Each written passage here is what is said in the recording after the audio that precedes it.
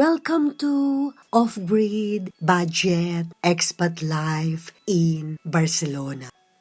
I am glad to have you with me on this another adventure. And I want you to know that your presence means so much to me. In my last update, when the road assistants finally delivered our car to the dealer, I shared a bit of our expat life up here in the Barcelona hills, our off-grid storm adventures, the anticipation we felt, the burning smell we encountered, and how our car had essentially taken more than 2-month sabbatical. Additionally, we were in complete silence with the dealer for 10 days. So today, on our little pilgrimage, walking down the mountain on foot, thinking we were finally reaching the end of this chapter.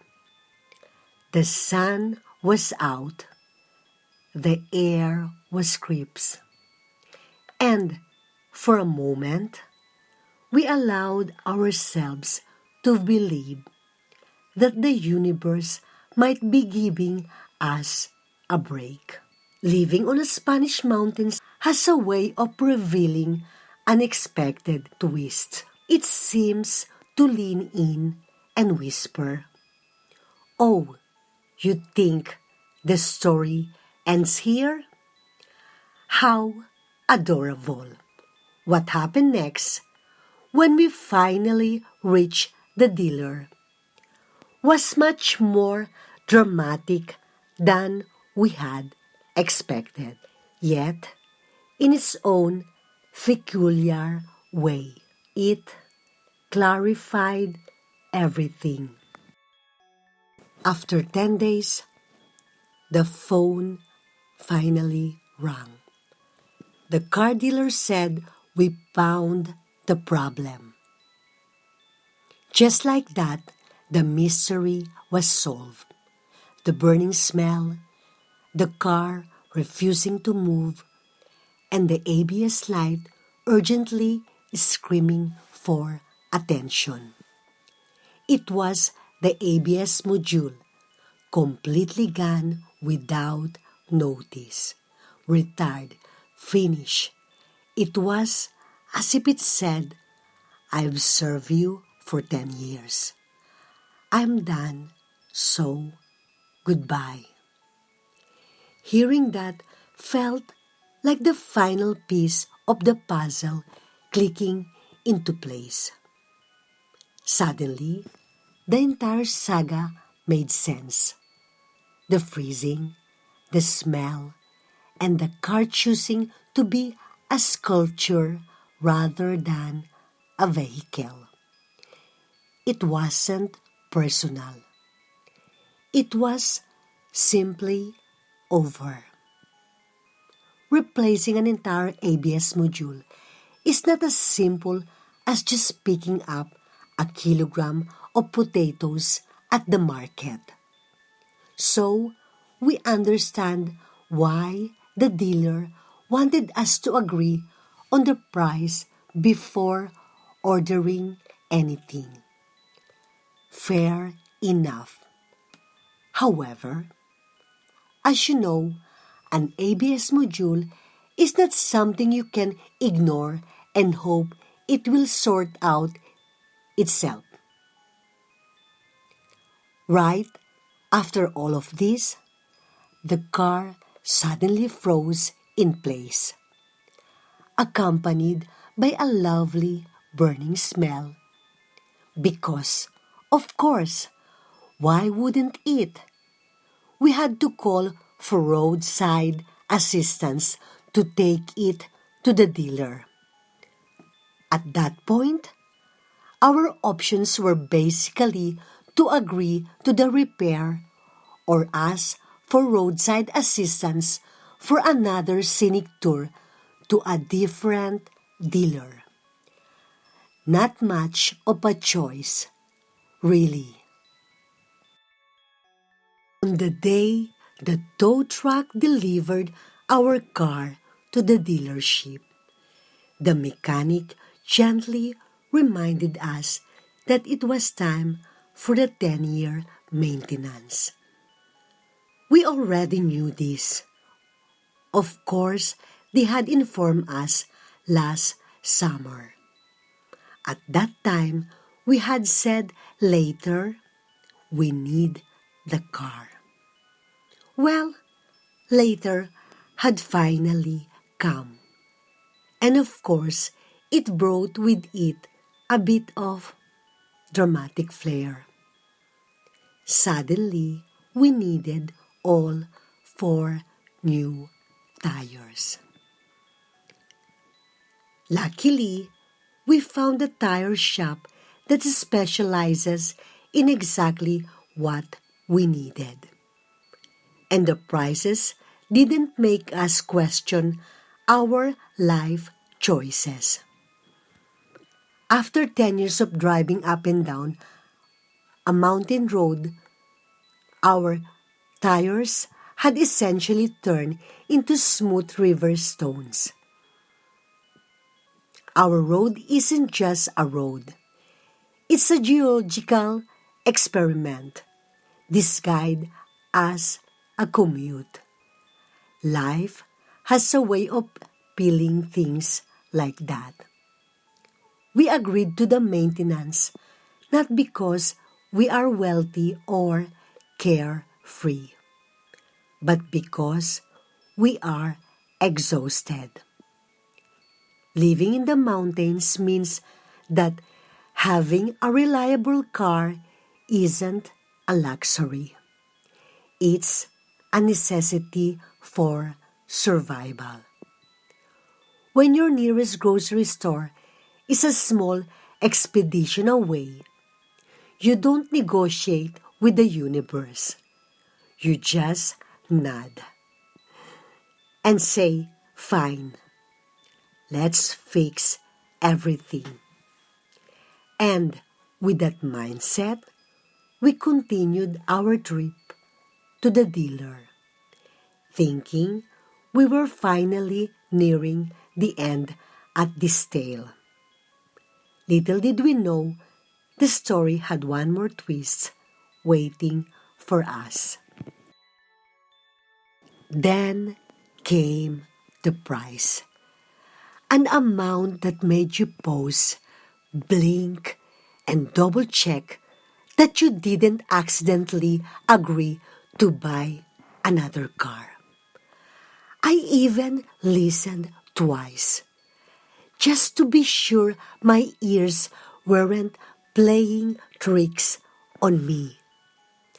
But after more than 2 months without a car, after carrying groceries like mountain Sherpas, and after walking through rainstorms that felt personal, my husband said, "Yes, fix it."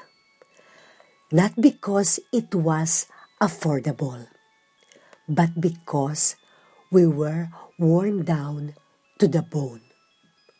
Honestly, debating anything in Spanish requires energy we no longer have.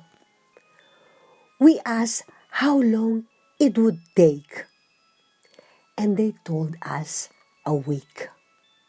So we waited. A couple of days later, they called again, this time to say the parts that arrived were the wrong ones, resulting in an additional 3-day delay. But for us, it didn't matter anymore. What mattered was the idea of our car returning to its old self, ready to climb the Barcelona mountain again, ready to be a part of our strange expat life up here. That hope was enough to carry us through the waiting. If this were Japan, I could communicate easily. I could explain what I mean. I could ask the right questions. I could actually understand the answers. But here, sometimes words get stuck between languages. When you're already worn out, that small gap feels like a canyon you don't have the strength to cross. When the dealer quoted over 2,000 euros for the 10-year maintenance and the ABS module without even addressing the oil or tires, we didn't argue.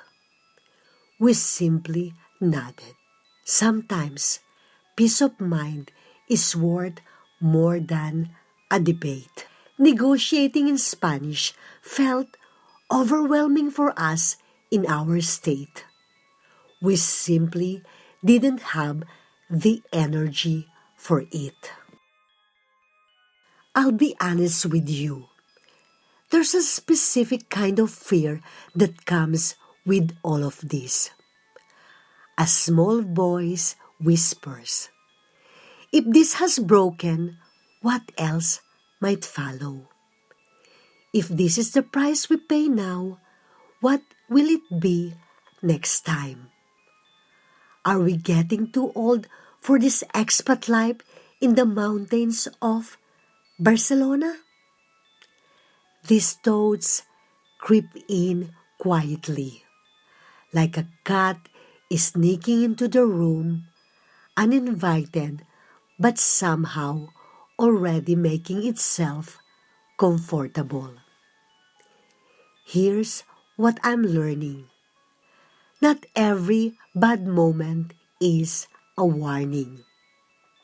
There were times it's just a moment, unpleasant and inconvenient. A difficult one, yes, but not a sign that everything will fall apart. The ABS won't fail again. Our car is not fragile. The new wheels can handle the rough roads. We've survived it for a decade. Proper maintenance gives the car a fresh start. And us, we're still here, still climbing, still laughing at the nonsense of it all. This is not the beginning of endless problems. It is just one challenging, unexpected chapter. We will stay calm and smile no matter how steep the path to our Spanish off-grid home may be. After all the fear, the waiting, the repairs, and the quiet pep talks we gave ourselves on walk down the mountain, something changed. It wasn't exaggerated. Life doesn't always provide fireworks at the perfect moment, but instead it offers a subtle realization that you're breathing a little easier. When the dealer finally called to say the car was ready, we didn't celebrate. We didn't jump up and down. We simply look at each other with a tired, relieved expression that says, let's hope this is really it. The walk to the dealership felt different this time. The air was softer. The road felt less like a challenge and more like a familiar companion. Even the mountain seemed to be watching us with a raised eyebrow, as if curious to see how this chapter would unfold. And there it was, our car.